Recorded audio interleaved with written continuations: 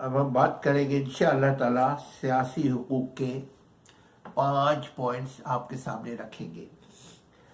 5 کون کون سے پوائنٹ ہیں؟ حق رائے دہی، حق نمائندگی، حق ملازمت، حق اظہار رائے یا تنقید، حق داد رسی۔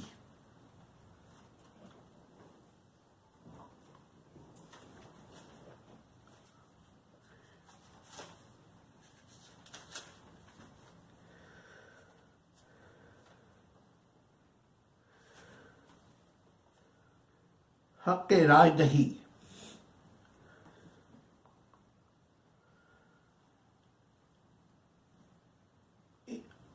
حق رائے دہی اس حق کے ذریعے فرد کو یہ اختیار مل جاتا ہے کہ وہ ملکی نظم و نسق میں اپنی رائے اور مرضی کو قائم رکھنے کے لیے اپنے نمائندوں کو منتخب کرتا ہے۔ اس حق کو عملی صورت دینے کے لیے ریاست میں آئین کے مطابق گاہے بگاہے انتخابات یا ایوری 5 ایئرس انتخابات کرائے جاتے ہیں تاکہ افراد اپنی رائے کا اظہار کر سکیں، اپنے اپنے مرضی، اپنے اپنے پسندیدہ کینڈیڈیٹس کو چوز کر سکیں۔ یہ حق بلا واسطہ بھی استعمال کیا جا سکتا ہے اور بالواسطہ بھی جن لوگوں کا ریاست کی فلاح و بہبود سے تعلق نہیں ہوتا انہیں یہ حق نہیں دیا جا سکتا۔ اس حق سے مراد یہی ہے کہ ہر شخص کو ریاست کے معاملات میں عمل و دخل حاصل ہو، اس کی مرضی و منشا بھی فیصلے کرنے والی قوت میں شامل ہو سکے۔ عوام کو سیاسی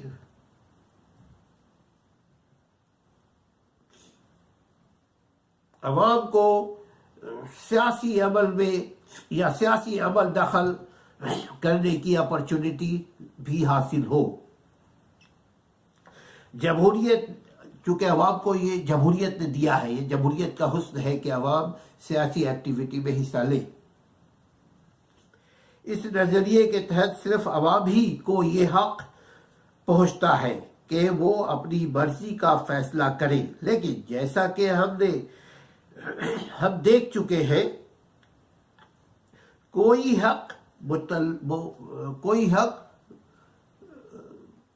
ایسا نہیں ہوتا کہ جو اگر ضرورت پڑے تو اس کو سیز نہ کیا جا سکے۔ ہر حق میں اتنی فلکچویشن ہوتی ہے کہ اگر وہ اسٹیٹ چاہے تو وقتی طور پہ الیکشن روک دے، وقتی طور پہ آپ کو آپ کا حق استعمال کرنے سے روک دے، اور کبھی کبھی ایسا بھی ہوتا ہے جیسا کہ ہم دیکھ چکے ہیں کہ کوئی حق متعلق نہیں ہے، یہ حق بھی جیسے نابالغ اور پاگل افراد کے علاوہ اور بہت سے لوگوں کو نہیں دیا جاتا۔ غیر ملکی اس حق سے محروم رہتے ہیں۔ غیر ملکی کا مطلب ڈوئل سٹیزن والے اس حق سے محروم رہتے ہیں۔ غیر ملکی سے مراد جن کا تعلق آپ کی شہر سے نہیں ہے، آپ کے ملک سے نہیں ہے، جن کا تعلق ہے اور دنیا کے کسی بھی خطے میں رہتے ہو، وہ آپ کے ساتھ، آپ کے برابر کے آپ کے ساتھ حقوق و فرائض میں شامل ہے۔ اچھا، دیوالیہ لوگ بھی اس حق سے محروم رہتے ہیں۔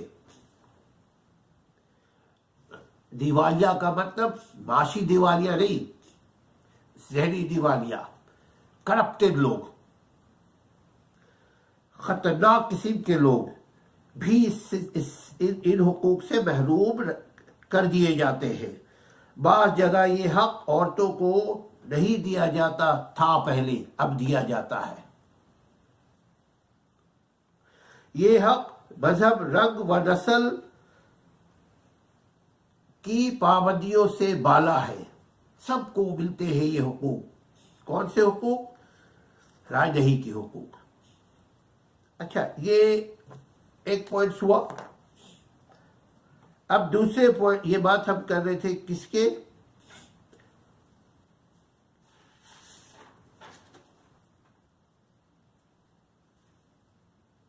سیاسی حقوق کے۔ اب ہم بات کرتے ہیں حق نمائندگی۔ حق نمائندگی ہر فرد کو جو کہ دستور کی شرائط یا جو قانون کی فی الوقت نافذ العمل ہوگی شرائط پوری کرتا ہو تو اسے نمائندگی حاصل کرنے کا حق حاصل ہے، جیتنے کی صورت میں، کامیابی کی صورت میں اسمبلی کا رکن یا جس ادارے جس چیز کے لیے وہ الیکشن کنٹیسٹ کرتا ہے اس کا وہ رکن بنتا ہے، اس حق کے تحت اپنی نمائندگی کرتا ہے۔ عوام کے حقوق کی نمائندگی اس پر لازم ہے چونکہ عوام ہی نے اسے الیکٹ کر کے بھیجا ہے۔ جمہوریت نے ہر شخص کو یہ حق دیا ہے کہ وہ انتخاب لڑ کر ایک حلقے کا نمائندہ بن سکے۔ ایم پی اے، ایم این اے، کونسلر، میئر، یہ سب نمائندے ہیں وہ آپ کے۔ گویا بالواسطہ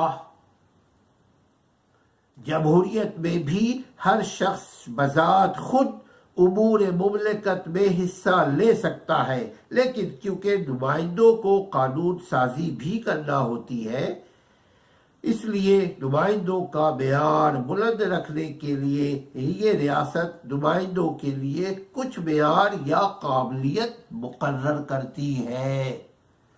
اور اللہ کرے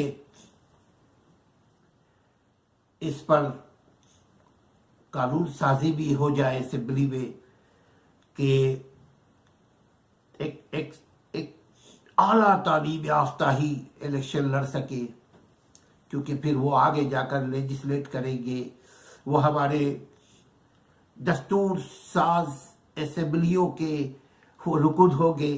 تو آئین جو شخص بنا رہا ہوتا ہے اس کو چاہیے آئین قانون میں دسترس حاصل ہو۔ اس لیے اللہ کرے اعلیٰ تعلیم یافتہ کو فیسلٹیز ملے اور ان کے لیے صرف وہی الیکشن لڑ سکے، اس قسم کے قوانین بن جائے ان فیوچر۔ ہم حسن ظن رکھتے ہیں کہ انشاءاللہ تعالیٰ بنے گا۔ دیکھیے آپ اور ہم کوشش کریں تو ہماری یہ دعا رنگ لائے گی، یعنی قابل لوگ، پڑھے لکھے لوگ، دیانتدار لوگ جو مشہور ہو دیانتداری میں، جو کرپشن میں مشہور نہ ہو، جو دیانتداری میں مشہور ہو، جو تعلیم یافتہ ہو، ان کو موقع ملنا چاہیے کہ وہ اسمبلیوں میں جائیں اور جا کر کے قانون سازی میں حصہ لیں، تاکہ بہترین قوم، ہماری بہترین قوم بن سکے، بہترین قوم سازی ہو سکے۔ قانون سازی اور امور مملکت کی باغ دوڑ بہتر لوگوں کے ہاتھوں میں رہنا چاہیے۔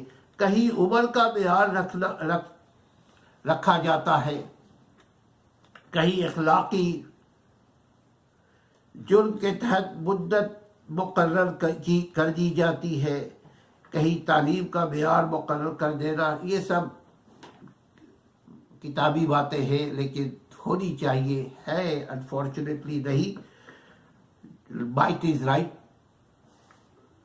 ہمارے معاشرے میں اس کا رواج ہے، لیکن آہستہ آہستہ ڈکلائن ہو رہا ہے۔ ہم امید کرتے ہیں اللہ سے، اور ہم اپنے عوام سے بھی امید کرتے ہیں کہ وہ محنت کریں گے، اچھے لوگوں کو انکریج کریں تاکہ معاشرے میں اچھائی پھیلے۔ برے لوگوں کو الیکٹ کریں گے، معاشرے میں برائی پھیلے گی، اچھے لوگوں کو الیکٹ کریں گے، معاشرے میں اچھائی پھیلنے کی توقع رکھیں گے۔ جیسا ہم کریں گے، جیسا ہم بوئیں گے ویسا کاٹیں گے۔ یہ تھا حق نمائندگی۔ اب ہم بات کرتے ہیں حق ملازمت۔ ہر شہری کا یہ بنیادی حق ہے کہ اگر وہ کسی سرکاری عہدے کے لیے موضوع اور اہلیت کا مالک ہے تو بلا تمیز و رنگ و نسل اور مذہب و ملت اس عہدے پر فائز ہو۔ آمین۔ اعلیٰ سرکاری ملازمتوں کی جو اہمیت موجودہ دور میں ہے وہ نمائندگی اور رائے دہی سے کم نہیں، چنانچہ اس حق کے تحت کسی بھی شخص کو جو واقعی کسی عہدے کا اہل ہے، کمپیٹنٹ ہے اور اپنے ساتھیوں سے زیادہ اہلیت و قابلیت، اپنے دیگر ساتھیوں سے زیادہ اہلیت و قابلیت رکھتا ہو، اسے ملازمت دینے سے انکار نہیں کیا جا سکتا، انشاءاللہ تعالی۔ اس بارے میں نسل، رنگ، ذات، مذہب، جنس وغیرہ کی بنا پر امتیاز نہیں برتا جاتا، قانوناً نہیں برتا جاتا۔ ریاستیں ضروریات و حالات کے تحت اس حق کا استعمال چند پابندیوں سے مشروط کر دیتی ہے، جیسے سول سروس کے امتحانات کے لیے اہلیت وغیرہ۔ سول سروس یعنی بیوروکریٹس، ٹیکنوکریٹس، یہ جتنے کریٹس ہوتے ہیں، جتنے ایلیٹ کلاس کے جو لوگ ہوتے ہیں، اس کے لیے کچھ چیزیں، کچھ ایکسٹرا اہلیت مقرر کی جاتی ہے۔ اگر آپ سمجھتے ہیں کہ ایسا نہیں ہو رہا ہے، کسی کے خلاف کسی کے ساتھ اقربا پروری ہوئی ہے، تو آپ کمپلینٹ کر سکتے ہیں، عدالت کا دروازہ کھلا ہے۔ بہت سارے ادارے آج کل کام کر رہے ہیں اس سلسلے میں، اور ہماری اعلیٰ عدلیہ بھی انکریج کر رہی ہے اچھائی کو پھیلانے میں۔ تو آپ کوشش کیجئے، آپ بھی اچھائی کا ساتھ دیں۔ اب ہم تھوڑا سا وقفہ لیتے ہیں، انشاءاللہ تعالیٰ اس کے بعد ہم بات کریں گے حق اظہار رائے و تنقید۔ جب تک آپ اپنا خیال رکھیے، تھوڑا سا ریسٹ کیجئے، اس کے بعد انشاءاللہ تعالیٰ بات چیت ہوتی ہے۔ اللہ حافظ۔